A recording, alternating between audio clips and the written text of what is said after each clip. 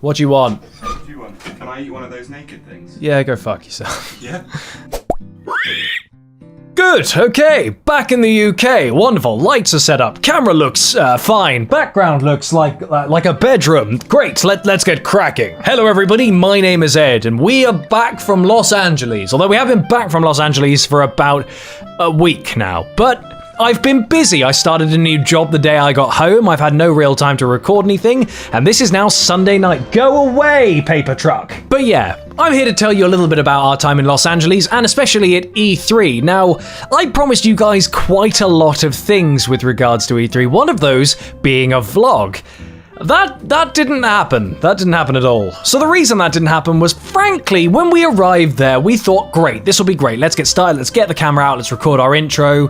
Then let's go in, find the games we're going to play, and then let's record ourselves queuing for them, and then let's record ourselves playing them. Basically, none of that ended up happening. The entire show this year was the first time the public had ever been let in, and my God, 15,000 extra people? It was mayhem last year when there were only, a few thousand industry people. We still had to queue for Sea of Thieves for like 3 hours, or maybe 4 hours for Zelda. But for this, it would have been the worst time if we'd bothered queuing, but luckily we didn't. Let's go to what one of the main problems was with E3 this year. The games that were present on the show floor this year just weren't good. They were the kind of games that you'll buy and you'll probably play, like the World War II Call of Duty, or, Battlefront 2, or Destiny 2, and stuff that really didn't matter. Stuff that you knew what it was going to look like before seeing the gameplay. And I'm not having to queue up for 2 hours to sit and play 10 minutes of the same game that you've been releasing year in, year out. They look great, they're, very visually pretty, but they're just the same game again. So I didn't feel a need or a desire to do that. There were a couple of games that we did queue up for that were quite fun. So we're going to get onto the positive stuff. Enough about the negativity. Let's go for the positivity. Yes, good, fine. Super Mario Odyssey was one of the main games that Nintendo was showing off at their big booth, although the organization there was absolutely abysmal, but don't worry about that. We'll worry about that another time. They had thousands of Switches. Not thousands, probably not even hundreds. They had a few Switches in this big kind of 3 sides of a square room, which basically meant there was no entrance or exit. It was just walk in. The entire 15,000 people could just walk in. No queuing system, just units. You'd kind of have to generally clump in front of them and hope you'd get a turn. So the organization was pretty fucking terrible for that, but Super Mario Odyssey is actually very fun. Now, we got to play a couple of different bits in it. We got to play actually, it's a lot of stuff from the trailer. So basically everything you saw in the trailer, stuff we got to play, that kind of multicolored Mexican-y looking planet? Maybe that's racist, I don't know. And then also New Donk City, the kind of real world looking place that's obviously meant to be New York City, although this has raised a weird question that, was Mario never really a person? Because he kind of walks around as this dumpy, cartoonized version of himself around real people, and it's weird as shit. But whatever, Nintendo, I suppose. But yeah, Mario Odyssey is actually really, really fun. It's just an engaging game, and it feels fresh. And I know I don't really like a lot of the Mario and Sonic games, and I've said this a lot, but it is engaging enough to feel like Mario Galaxy with some new techniques in it, and those new mechanics, like the whole throwing your hat onto an enemy and taking over that enemy and being able to drive it around like a Bullet Bill. That was so much fun, and it was such a neat little invention. And then going through pipes that were made of pixels that when you went in, you would come out as the 2D Mario from the original Mario. Those were great. It was just little fun bits. I think I'm definitely going to be getting the game. Whether it has any more scope beyond this, who knows?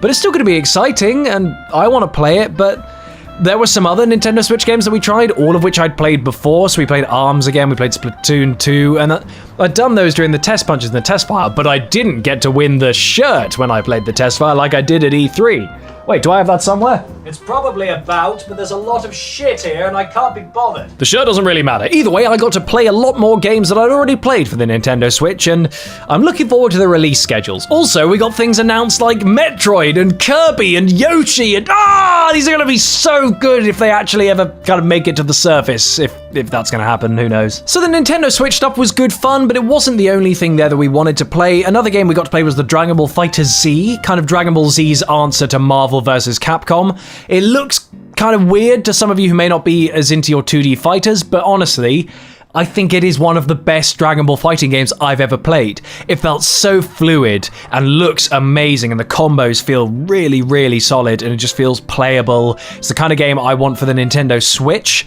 although they haven't announced that it's coming to the Switch. I think they said if there's enough demand for it or if there's enough attention, it will come there. So if you guys are fans of that and you're fans of the Nintendo Switch, we need to make this happen. Come on, please, it'll be the perfect game for the Switch. And then we got to try Sonic Forces and Sonic Mania. Now, let me dispense with the usual Ed fucking hates Sonic bullshit just for a few minutes. Sonic Mania. For those of you who want to play what Sonic was, or what Sonic represented back in the day before it kind of all went to shit with their physics and stuff, this is the game for you. It's very much what it represented and what it embodied, with polished graphics and polished mechanics. It's just fun, and if that's the kind of thing you like, great. I hated it, but that's, because it's kind of a massive step backwards for me. But I didn't hate it as much as I hated Forces.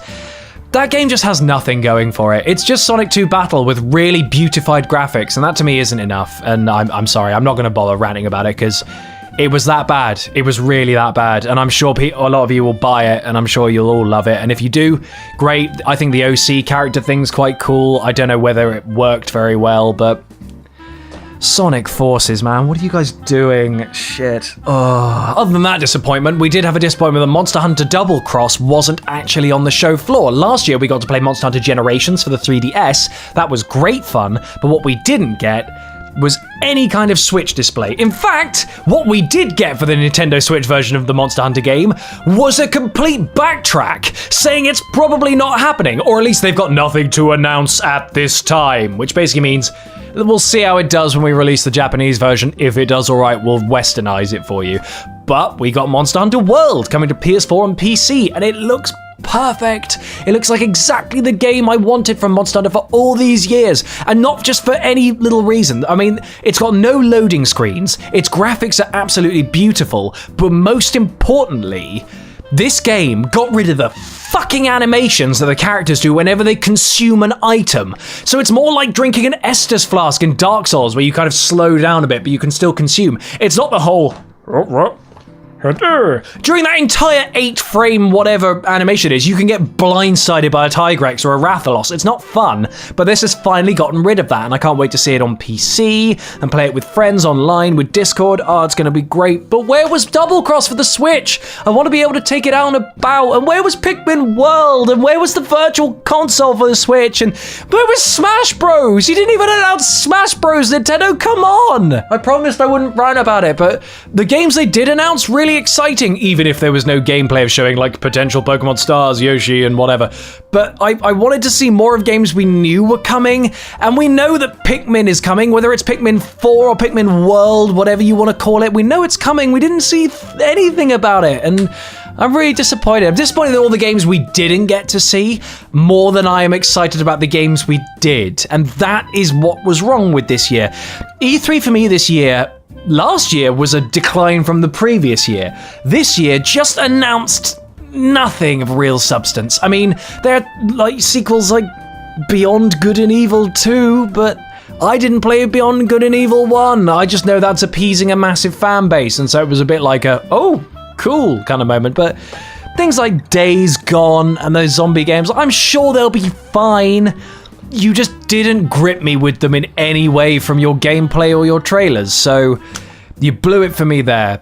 If I could rate this E3 out of 10, I'd go for a 4, you know? Frankly, for me this year, and probably for Harry as well, E3 was very much immaterial for us. It was very much going to Los Angeles, seeing our friends, spending time with them, having an authentic LA experience, and then also going to E3. We only ended up going to 2 out of the 3 days of E3 in the end, just because we were kind of disappointed by what was going on. And I'm sorry if you guys were looking forward to seeing a vlog and seeing our experience, but there wasn't really enough to vlog there, and so I'm sorry, but you've got this little kind of brain dump ranty post-match analysis thing, so that's something, right?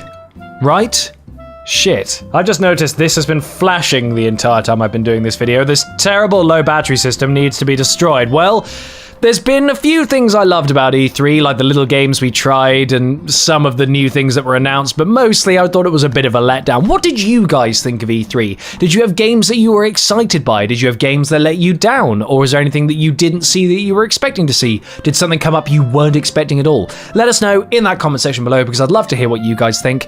And also, what games are you expecting to see that weren't announced? Because I've still got some up my sleeve that I'd like to see, like where was the virtual console for the Switch and Smash Bros? All these things I said before. Let us know anything down there that you were disappointed by. Anyway, we'll see you guys in the next ranty, brain dumpy, vloggy video. Take care, guys. Bye-sies.